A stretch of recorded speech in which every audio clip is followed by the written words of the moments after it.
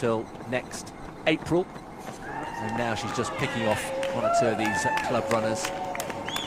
It's been a really brilliant performance by Eilish McColgan. 69.51, don't forget, is the course record. That should be bettered by some distance. Charlotte Purdue, last we heard, it's all now a matter of how wins yet again. Performance with all those championships, she hasn't had the time to put in the mileage that you can normally do for a half marathon, so it's a phenomenal performance. One or two final twists and turns into Greenwich High Street. This is her first time on this course. She'll loom into view any moment now. Here she is, and the crowd rise. Eilish McColgan on her way to victory here, putting in an extra burst at the end. She knows no difference, and Eilish McColgan's golden summer continues. What a year it's been.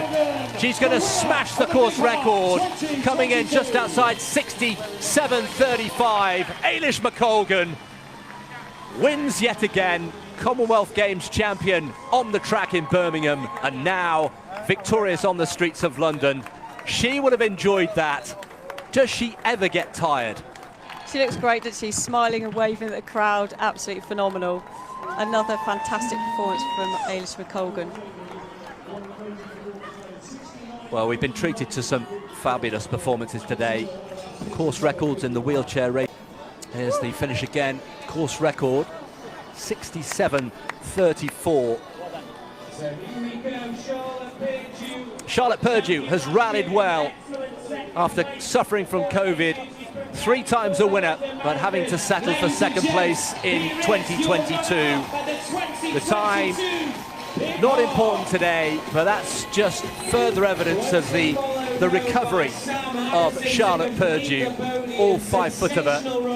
What a contrast between Eilish McColgan, 5'11", Sam Harrison just behind. That was quite a battle, wasn't it, between Purdue and Harrison. They've been the standout athletes in this race over the last couple of years.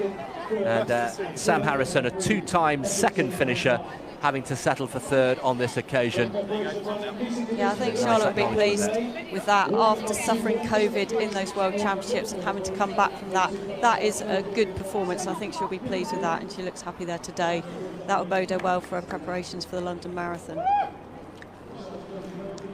Sam Harrison adding to her growing reputation. Half marathon personal best was 84.10 when she first started running, and it's now down to 68 and bits. I'll give you a final confirmation of that winning of that time from Samantha Harrison, but 3rd place for her. Charlotte Purdue in 2nd place, but some distance away from Eilish McColgan.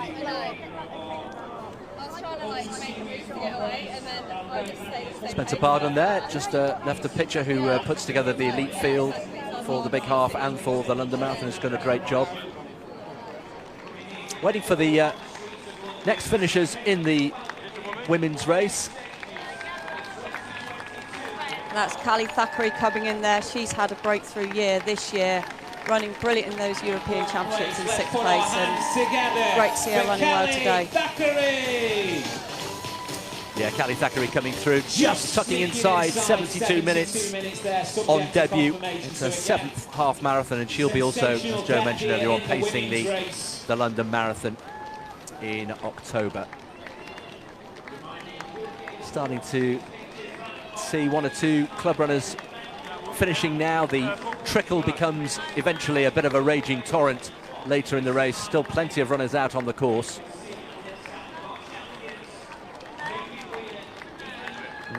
Finish line does approach very quickly. If you're not familiar with the course, there's just a couple of very sharp turns, and all of a sudden you can see the finish line loom into view. So let's just tidy up all the results for you.